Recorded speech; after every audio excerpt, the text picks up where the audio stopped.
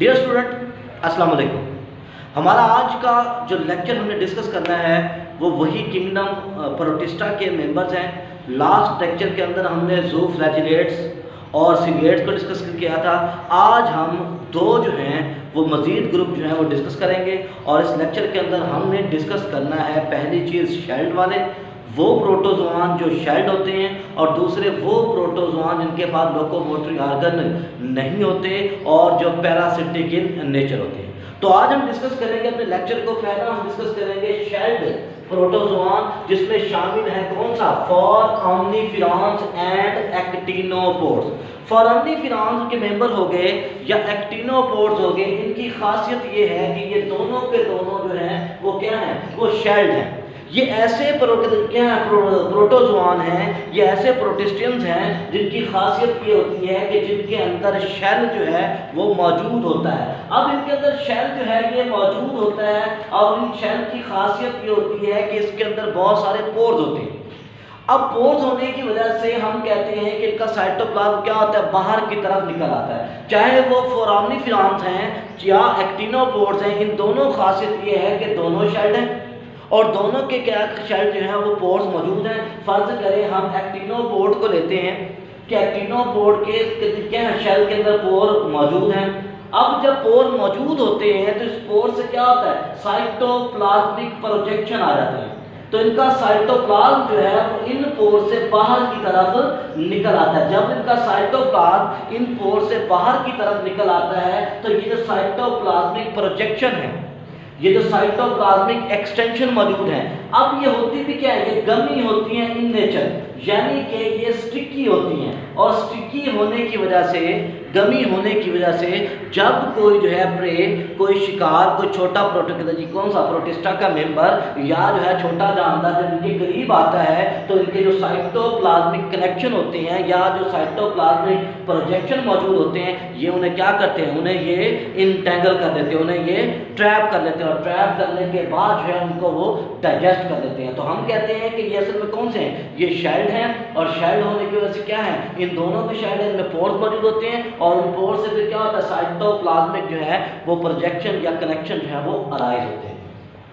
अब जो फोराम्निफेरॉन्स होते हैं उनका जो शेल होता है वो बना होता है कैल्शियम कार्बोनेट या सिंपल कैल्शियम का बना होता है। लेकिन जो एक्टिनोपोड होते हैं उनका शेल बना होता है सिलिका का, यानी कि SiO2 का बना होता है, और उनका बना होता है कैल्शियम कार्बोनेट, जिसे हम लाइमस्टोन का नाम भी देते हैं। और इनके पोर्स की वजह से फिर इनका क्या होता है, साइटोप्लाज्म बाहर निकल आता है। ये बेसिकली दोनों के दोनों कौन से हैं, ये बेसिकली दोनों के दोनों मेरीन हैं, ठीक है, और मेरीन है और साथ में क्या होता है, ये मेरीन इन्वायरमेंट के अंदर क्या होते हैं, बहुत ज़्यादा तादाद के अंदर मौजूद होते हैं। फिर क्योंकि इनके शेल्ड होते हैं तो जब इनकी डेथ होती है तो डेथ होने के बाद इनके शेल क्या होते हैं, वो बॉटम में एग्रीगेट होते रहते हैं, इकट्ठे होते रहते हैं। जैसे कि हम बात करते हैं फॉर्मेशन ऑफ चाक की बात करते हैं कि जो चाक होता है जिसे हम कैल्शियम कार्बोनेट या लाइम स्टोन का नाम देते हैं, वो कैसे बनता है, होता ये है कि जब इनकी डेथ होती है तो डेथ होने के बाद ये क्या होते हैं, ये बॉटम पर जाकर सिंक होते हैं, सेटल डाउन हो जाते हैं, और सेटल डाउन होने के बाद ये ग्रे मड बनाते हैं।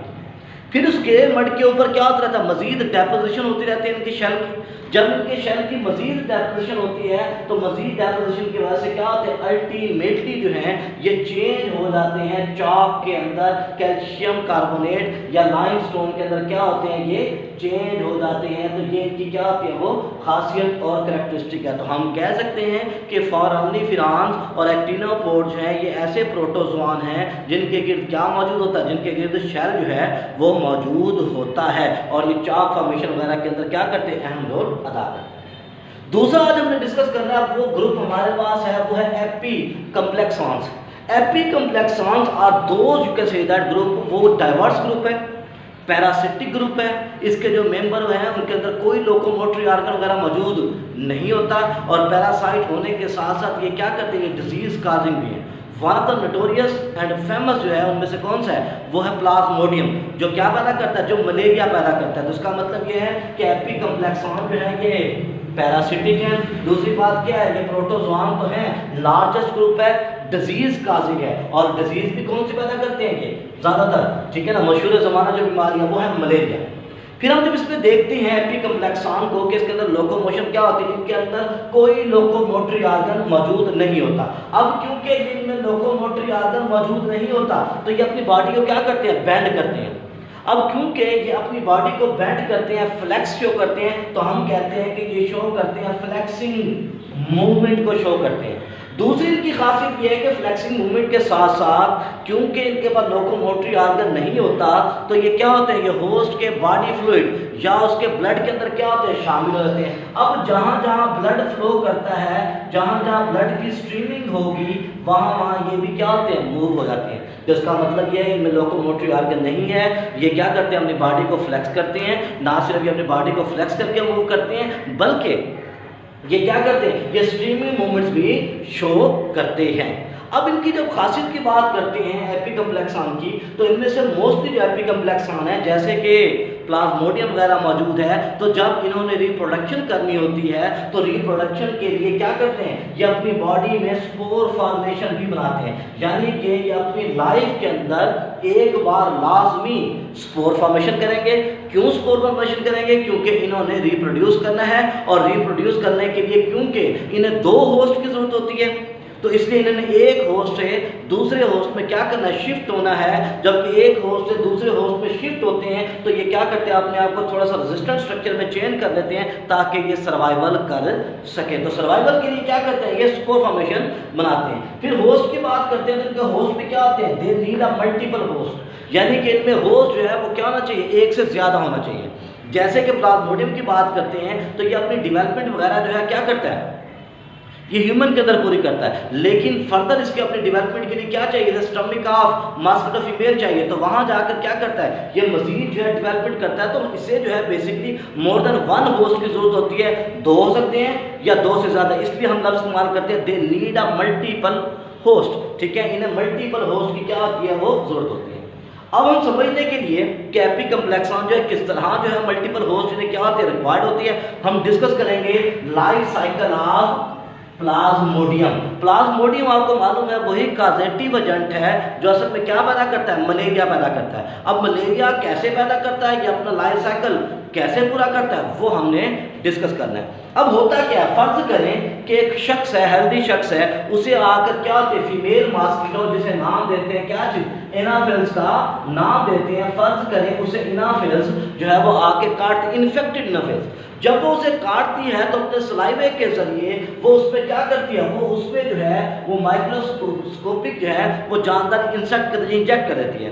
जब वो उसके अंदर माइक्रोस्कोपिक जानदार इंजेक्ट कर देती है तो जो वो इंजेक्ट करती है वो असल में क्या होते हैं, स्पोरोजोइट्स होते हैं। तो इसका मतलब प्लाज्मोडियम जो है वो स्पोरोजोइट की शक्ल में क्या होता है, वो ह्यूमन के अंदर इंजेक्ट होता है बाय आ इन्फेक्टेड एनाफिल्स मॉस्किटो। ठीक है, अब जब वो उसे क्या करते हैं, स्पोरोसाइट्स को अंदर डाल देते हैं, तो ये स्पोरोसाइट्स क्या होते हैं, they make their way toward the RBC. ये क्या होते हैं, रेड ब्लड सेल या एरिथ्रोसाइट्स की तरफ मूव करते हैं, या जो है ये क्या होते हैं, ये लीवर के अंदर एंटर हो जाते हैं। जब ये लीवर के अंदर एंटर होते हैं तो 2 से 3 दिन वहां पर क्या करते हैं कि अपने आप को मल्टीप्लाई करते हैं, अपना लाइफ साइकिल को क्या करते हैं, आगे बढ़ाते हैं, तादाद को ज्यादा करते हैं। जब ये वहां जाके मल्टीप्लाई करते हैं तो उस मल्टीप्लाई करने के बाद जब उनकी क्वांटिटी बढ़ जाती है तो उस सेल को क्या करते हैं, ब्रस्ट कर देते हैं। अब लीवर सेल हो गया या आरबीसी हो गए, वो क्या होते हैं, वो ब्रस्ट होते हैं। अब जैसे ही वो क्या होते हैं, वो ब्रस्ट हो जाते हैं, तो उनके ब्रस्ट होने के बाद क्या होता है, ये दूसरे आरबीसी के अंदर और लीवर सेल्स के अंदर दाखिल हो जाते हैं। इसका मतलब ये है कि प्रोसेस को रिपीट करते हैं और रिपीट करने के बाद अपनी तादाद को मजीद बढ़ा लेते हैं। जब इनकी तादाद बहुत ज़्यादा बढ़ जाती है तो उससे क्या होता है, उससे पेशेंट के अंदर जो है टॉक्सिन सब्सटेंस पैदा होना शुरू हो जाती है, आरबीसी की कमी होना शुरू हो जाती है और उनकी बॉडी प्रॉपर काम नहीं करती। जब उनकी बॉडी प्रॉपर काम नहीं करती तो फिर जो है मलेरिया के जो सिम्टम्स हैं वो क्या होना शुरू होते हैं, अपेयर होना शुरू होते हैं, जिसमें हाई फीवर हो गया, जिसमें क्या हो गया, शॉर्ट ब्रेथ हो गई। ठीक है ना, उसके अलावा क्या हो गया, हाई फीवर के साथ चिलिंग इफेक्ट हो गया कि जिसम में क्या हो गया, कांपना शुरू कर दिया क्योंकि हीट से ही प्रोड्यूस नहीं हो रही, तेज बुखार, कांपना, ठीक है, सांस का तेज होना, शॉर्ट ब्रेथ जिसे कहते हैं, इस तरह के सिम्टम आना शुरू हो जाते हैं जो असल में क्या है, मलेरिया के सिम्टम्स हैं। फिर कुछ जो है वो जो स्पोरोसाइट्स हैं वो जब निकले हैं आरबीसी से फाड़कर या लीवर्स के सेल्स को जिन्होंने ब्रस्ट किया है तो वो चेंज हो गए थे किसमें, मीरोसाइट्स में चेंज हो गए। फिर इन मीरोसाइट में से कुछ जो है वो चेंज हो जाते हैं गैमेटोसाइट में। अब ये गैमेटोसाइट ब्लड के अंदर मौजूद होता है। अब कोई फीमेल आकर क्या होगा, मॉस्किटो आगे काटेगी, नाफिज आगे काटेगी, जब वो ब्लड को क्या करेगी, सक करेगी, तो उस ब्लड के साथ क्या होगा, गैमेटोसाइट उसकी बॉडी में एंटर हो जाएंगे। इसका मतलब पहला ये एक ह्यूमन के अंदर इसने पूरा किया, अब गैमेटोसाइट बनने के बाद ये चला गया किसके अंदर, स्टमक ऑफ द मॉस्किटो। अब मॉस्किटो के स्टमक के अंदर गैमेटोफाइट की शक्ल में गए और वहां जाके फिर इनकी क्या हुई, फर्दर डेवलपमेंट हुई और डेवलपमेंट होने के बाद वो चेंज हुए किसके अंदर, ओवोसाइट्स के अंदर, और इस तरह ये लाइफ साइकिल चलता गया। एक दो मजीद देखिए कैसे हुआ कि मॉस्किटो ने क्या किया, जब काटा तो उसने क्या किया, स्पोरोसाइट को एंटर किया, स्पोरोसाइट क्या हुए, वो आरबीसी के अंदर दाखिल हो गए, लीवर सेल के अंदर दाखिल हुए, वहां जाके मल्टीप्लाई हुए, उन्हें ब्रस्ट किया, जब वो ब्रस्ट किया तो मॉडिफाइड फॉर्म के अंदर रिलीज हुए, जिन्हें मीरोसाइट्स का नाम देते हैं। फिर ये मीरोसाइट जो है गैमेटोसाइट में चेंज हुए और गैमेटोसाइट जो है वो क्या हुए, वो भाई के अंदर क्या होता है, काटने के जरिए, मच्छर के काटने के जरिए क्या हुए, वो एंटर हो गए किसके अंदर, मॉस्किटो के अंदर, और वो चेंज हुए वो साइड में और फर्दर जो है डेवलपमेंट वो मॉस्किटो के अंदर है। तो इस तरह जो है वो क्या होता है, वो जो है इसके अंदर लाइफ साइकिल मौजूद होता है। तो आज हमने डिस्कस किया अपना टॉपिक, जिसमें हमने डिस्कस किया एक्टिनोपोड्स, फोरामिनिफेरॉन्स और साथ हमने देखा एपी कम्प्लेक्सॉन को। शुक्रिया।